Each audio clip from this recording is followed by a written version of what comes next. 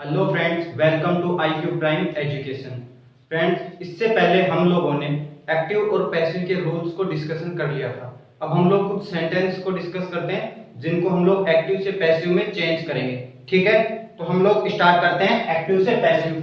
जो पहला सेंटेंस लिखा है मैं लिख रहा हूं, मैं पहला सेंटेंस लिखता हूं, आई टीच इंग्लिश। फिर मैं सेंटेंस लिख रहा हूं, सी टीचेज इंग्लिश। पहले इन दो को हम लोग एक्टिव से पैसिव में बदलते हैं। ये दोनों सेंटेंस किसमें है? एक्टिव में। और हम लोग इसको अब चेंज करेंगे, पैसिव में चेंज करेंगे। किसमें? पैसिव में। अब देखते हैं हम लोग कैसे चेंज करेंगे। मैंने बताया था कि एक्टिव से पैसिव में पहले क्या करते हैं, सब्जेक्ट को तो ऑब्जेक्ट में बदलते हैं और फिर ऑब्जेक्ट को सब्जेक्ट में बदलते हैं। ओके, और सब्जेक्ट को ऑब्जेक्ट में कैसे बदलते हैं?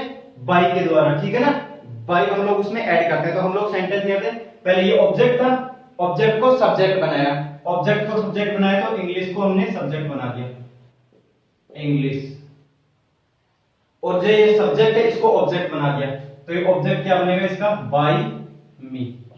तो ये सब्जेक्ट का तो ऑब्जेक्ट और ऑब्जेक्ट का सब्जेक्ट। अब जो ये वर्ब है इसका पैसिव बनाएंगे। इसका पैसिव कैसे बनाएंगे? हम लोग इसको थोड़ा बड़ा करके लिख देंगे। जो वर्ब होती है ना, सब्जेक्ट को ऑब्जेक्ट बनाया, ऑब्जेक्ट को सब्जेक्ट बनाया और वर्ब को थोड़ा सा बड़ा करके लिख दिया। अब इसको बड़ा कैसे करेंगे वो देखना। अब ये कौन सा टेंस है? वर्ब की फर्स्ट फॉर्म है। और ये कौन सा टेंस है? प्रेजेंट टेंस है। आप लोगों को अच्छे से पता चल गया कौन सा टेंस है? प्रेजेंट टेंस है। लेकिन एक्टिव के अंदर तो प्रेजेंट टेंस की फर्स्ट फॉर्म आ रही है, लेकिन पैसिव में वर्ब की कौन सी फॉर्म आएगी? थर्ड फॉर्म आएगी। तो फिर टेंस कौन बताएगा? क्योंकि वर्ब की थर्ड फॉर्म तो टेंस नहीं बताती है, तो वर्ब की थर्ड टेंस कौन बताएगा? प्रेजेंट टेंस कौन बताता है? या तो इज, या फिर एम, या फिर आर, ये बताएंगे। तो हम लोग यहाँ पर कौन सा लिखेंगे? इज लिखेंगे। एम तो आई के साथ आता है, इंग्लिश के साथ इज आएगा, आर इसलिए नहीं आ सकता क्योंकि ये सिंगुलर है। तो इंग्लिश इज, अब थर्ड फॉर्म आ जाएगी टॉट। तो इससे क्या हुआ? टेंस भी चेंज नहीं हुआ और एक्टिव का पैसिव भी बन गया। ना तो टेंस चेंज हुआ, ना ही मीनिंग चेंज हुआ। और एक्टिव से हम लोगों ने इसको क्या बना दिया? पैसिव बना दिया। तो क्या बनेगा? इंग्लिश इज टॉट बाय मी। ये सेंटेंस पूरा बन गया। और ये टेंस किस में हो गया? प्रेजेंट में गया। ये भी किस में है? प्रेजेंट टेंस में। और ये भी प्रेजेंट टेंस में। ठीक है, अब हम लोग इसका पैसिव बनाते हैं। वही इंग्लिश को हम लोग यहां पे लिखेंगे, इंग्लिश। अब ये टीचर्स वर्ब की कौन सी फॉर्म है? फर्स्ट फॉर्म है, एस या ईएस वाली। तो अब हम लोग अगर ये वर्ब की फर्स्ट फॉर्म है तो इसको बढ़ा के कैसे लिखेंगे? प्रेजेंट टेंस हो गया। प्रेजेंट टेंस लिखोगे तो प्रेजेंट को क्या बताएगा? Is taught. और सी का क्या बनेगा? बाय हर। रिएक्टिव में इसका ये पैसिव बना है। तो आप लोगों को समझ में आ गया होगा। पहले मैंने ऑब्जेक्ट को तो सब्जेक्ट बना दिया, सब्जेक्ट को ऑब्जेक्ट बना दिया, और जो वर्ब थी उसको थोड़ा सा बड़ा करके लिख दिया। ठीक है ना, और उसमें इज क्यों लगाया? क्योंकि ये प्रेजेंट टेंस में थी, इसलिए प्रेजेंट टेंस कौन बताएगा? इज बताएगा। ठीक है ना, अब हम लोग आगे सेंटेंस डिस्कशन करते हैं। ये आप लोगों को समझ में आ गया होगा। अब मैं लिखता हूं आगे।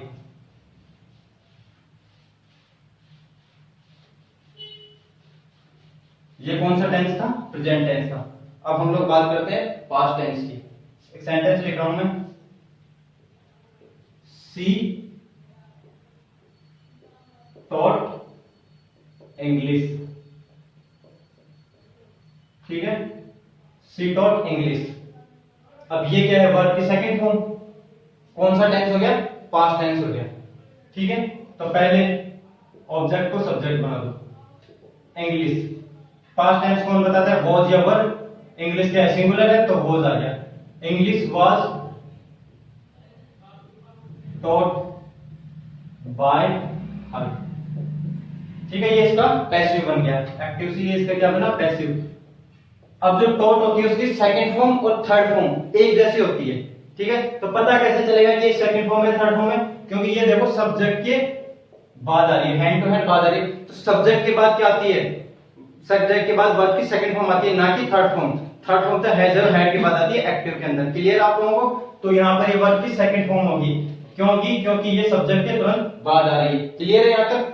अब हम लोग आगे डिस्कशन करते हैं वर्ब की थर्ड फॉर्म का। I have him. अब यहां पर देखना ये डॉट वर्ब की कौन सी फॉर्म है, थर्ड फॉर्म है, क्योंकि ये किसके बाद आ रही है, हैव के बाद आ रही है, इसलिए वर्ब की थर्ड फॉर्म हो गई। यहां पर ये सब्जेक्ट के बाद में आ रही है। अब इसका हम लोग पैसिव बनाते हैं, तो सबसे पहले हिम का क्या लिखेंगे, ही। हैव तो ऐसे कैसे, क्योंकि ये टेंस बताएगा। हैव, फिर मैंने बताया था हैव के बाद क्या आएगी, वर्ब की थर्ड फॉर्म। तो वर्ब की थर्ड फॉर्म के रूप में क्या आएगी, फिर अगर आपने टोट लिख दिया यहां पे वर्ब की थर्ड फॉर्म, तो फिर एक्टिव में और पैसिव में चेंज किया बाय मी। तो मैंने क्या बताया था कि वर्ब को थोड़ा बढ़ा के लिखना है, तो इसमें बढ़ा के क्या लिख सकते हो आप, इसके अंदर लिखोगे वर्ब की थर्ड फॉर्म के रूप में क्या आएगी, बीन आएगी। मैंने बताया था ना, एक बाबा जी वर्ब बताया था, एडजस्टमेंट वर्ब जिनको बोला था हमने, तो वो यहां पर आएगी।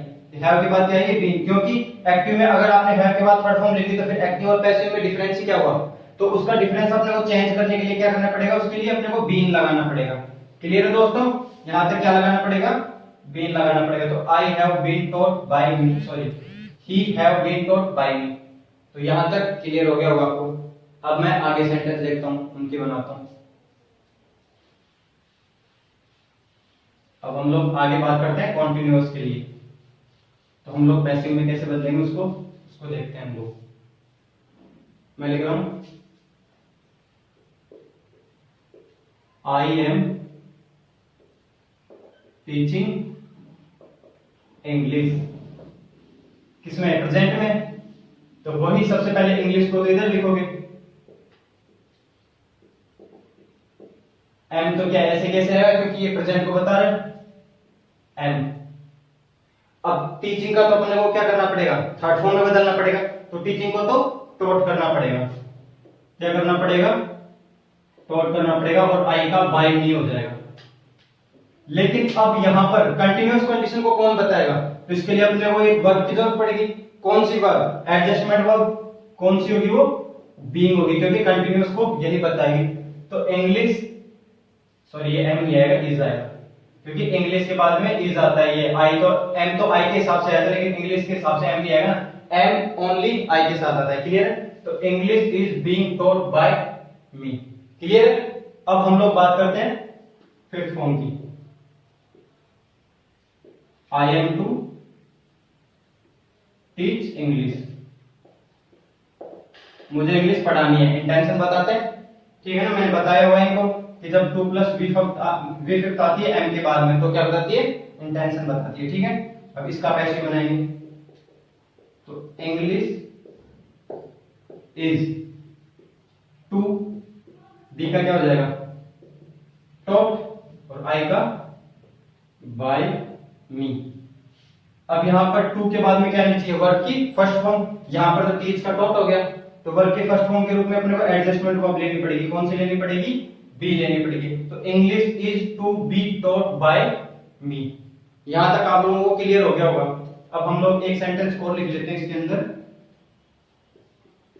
I will teach, I will teach you.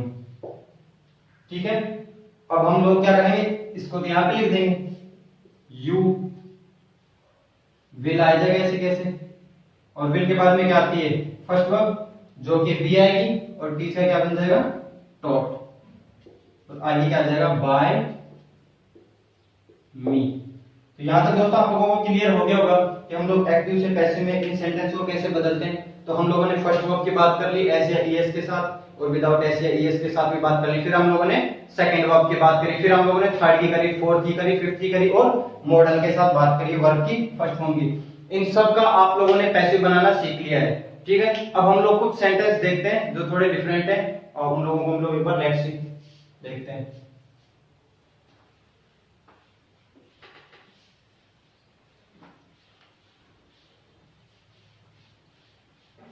जैसे मैं लिख रहा हूं एक सेंटेंस,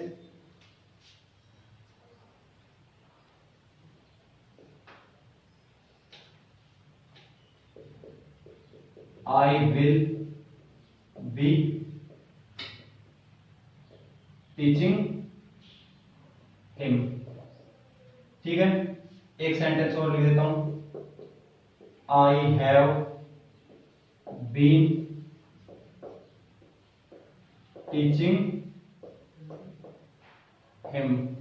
फिर एक लिख रहा हूं, I had been teaching him. फिर एक सेंटेंस लिख देता हूं, I will have been teaching him.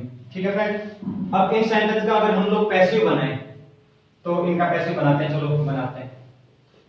He will be, teaching का क्या बनेगा, बीइंग टॉट, क्योंकि आईएनजी फॉर्म है, और टीच का टॉट बनेगा बाय मी। अब इस सेंटेंस में हम लोग देखें तो ये देखो यहां पर बी आ रहा है और यहां पर भी बी आ रहा है, तो ये दो बी वर्ब आपस में आ गई। तो एक सेंटेंस में कभी भी दो बी वर्ब्स नहीं आ सकती, एक सेंटेंस में दो बी वर्ब्स नहीं आ सकती हैं। ये जो एडजस्टमेंट वर्ब्स है ना, ये दोनों की दोनों एक ही सेंटेंस में नहीं आ सकती हैं, तो ये सेंटेंस क्या हो जाएगा, गलत। ठीक है, वैसे अगर हम लोग सेकंड वाले का बनाएंगे, ही हैव बीन, टीचिंग का क्या बनेगा, बीइंग टॉट बाय मी। इस वाले की बात करते हैं तो he had been being taught by me. अगर इसका बनाते हैं तो he will have been being taught by me. ठीक है, अब इसमें भी यही आ रही सिचुएशन, इसमें भी कितनी वर्ब्स आ गई, दो बी वर्ब्स आ गई, दो एडजस्टमेंट, यहां पर भी दो बी वर्ब्स आ गई, तो यहां पर भी दो बी वर्ब्स आ गई। तो ये सारे के सारे जो सेंटेंस है ये क्या हो गए, गलत हो गए। तो हम लोग ये बोल सकते हैं कि अगर एक्टिव वॉइस में बी वर्ब आ जाती है, अगर एक्टिव वॉइस में बी वर्ब आ जाती है तो फिर उनका पैसिव नहीं बन सकता। ठीक है दोस्तों, क्योंकि यहां पर एक्टिव में देखो बी वर्ब आ गई, यहां पर भी बी वर्ब थी, यहां पर भी थी, यहां पर भी थी, तो जब एक्टिव सेंटेंस में बी वर्ब आ गई तो उसका पैसिव कभी भी नहीं बनता है। क्यों नहीं बनेगा, क्योंकि अगर उसका पैसिव बनाएंगे तो पैसिव के अंदर उस सेंटेंस में दो बी वर्ब्स आ जाएंगे, अगर दो बी वर्ब्स आएंगे तो फिर वहां पर उनका पैसिव नहीं बनेगा। ठीक है दोस्तों, तो ये ध्यान रख लेना, अगर किसी भी एक्टिव सेंटेंस में बी वर्ब आती है तो उसका पैसिव नहीं बनेगा। क्लियर है, तो किस किस का नहीं बनता है, एक तो फ्यूचर कंटीन्यूअस का, ठीक है, ये प्रेजेंट परफेक्ट कंटीन्यूअस है, ये कौन सा है, पास्ट परफेक्ट कंटीन्यूअस है, और ये फ्यूचर परफेक्ट कंटीन्यूअस है। तो इन चारों टाइम्स का कौन कौन से का, future continuous, present perfect continuous, past perfect continuous और फ्यूचर परफेक्ट कंटीन्यूअस, इन चारों टेंस का कभी भी पैसिव नहीं बनता है। क्लियर है दोस्तों, अब हम लोग आगे देखते हैं कुछ सेंटेंसेस और। यहां तक आप स्क्रीनशॉट ले लो, इसका ले लिया होगा आप लोगों ने।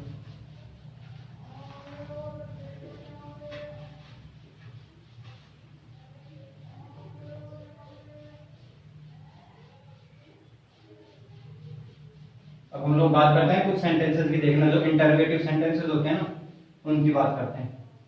जैसे मैं एक सेंटेंस लिख रहा हूं, डू दे टीच हिम। ठीक है, ये एक सेंटेंस लिखा मैंने। फिर मैं लिख रहा हूं, डज सी टीच देम। ठीक है, फिर एक लिख रहा हूं, डिड दे टीच हिम। फिर एक सेंटेंस लिख रहा हूं, डिड ही टीच देम। अब हम लोग इनका पैसिव बनाते हैं, तो देखो यहां पर डू, डज, डिड और डिड। ठीक है, तो ये प्लूरल है इसलिए यहां पर डू है, सिंगुलर इसलिए डज है, और डिड सिंगुलर हो गए प्लूरल दोनों के साथ डिड ही आता है। ठीक है, ये पास्ट में है, ये दोनों प्रेजेंट में है। अगर हम लोग इसका पैसिव बनाते हैं, ये एक्टिव सेंटेंस है चारों के चारों, अगर हम लोगों को इनका पैसिव बनाना है, अगर हम लोगों को इनका पैसिव बनाते हैं तो आओ बनाते हैं हम लोग। पहले क्या करेंगे, ऑब्जेक्ट को सब्जेक्ट बदलेंगे, तो ही का, सॉरी हिम का ही, और दे का बाय देम। ठीक है। अब डू क्या होता है? प्रेजेंट टेंस है। प्रेजेंट टेंस है तो डू, डज और डिड इनका पैसिव सेंटेंस में यूज नहीं करते हैं। एक रूल है, डू, डज और डिड ये तीनों के तीनों पैसिव सेंटेंस में नहीं आते हैं। ये चीज याद रख लेना, पैसिव सेंटेंस में डू, डज और डिड का यूज नहीं होता है। ठीक है। तो इनकी जगह क्या आएगा? इनकी जगह क्या आएगा? तो इज आएगा, एम आएगा, आर आएगा, और अगर डिड है तो वॉज या वर आएगा। क्लियर है। अब हम लोग यहाँ पर बात करें टीच का, क्या बन जाएगा? टॉट, और इज टॉट बनेगा। तो इज तो इंटरोगेटिव है तो इज तो यहाँ पे आ जाएगा, और टॉट यहाँ पे आ जाएगा, क्योंकि इंटरोगेटिव रखना है ना सेंटेंस को। ये सारे सारे सेंटेंस कैसे हैं?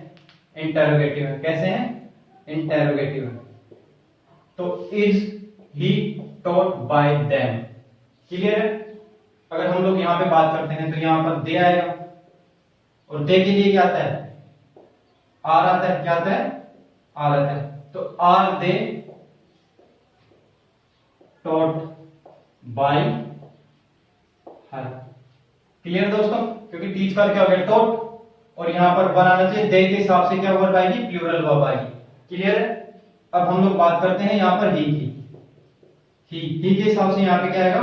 वॉज, क्योंकि ही क्या है? सिंगुलर है। तो was he taught by them, और यहां पर क्या आएगा? दे। तो दे है तो यहां पर क्या आ जाएगा? वर आ जाएगा। वर दे टॉट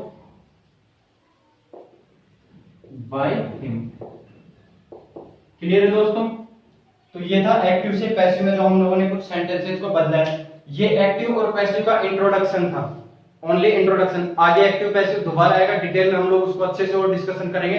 फिर भी अगर आप लोगों को यहाँ तक कोई प्रॉब्लम हो और कुछ समझना हो तो आप लोग मुझे कमेंट करके बता सकते हैं। मैं अगली वीडियो में उस चीज को अच्छे से क्लियर कर दूंगा। Thank you.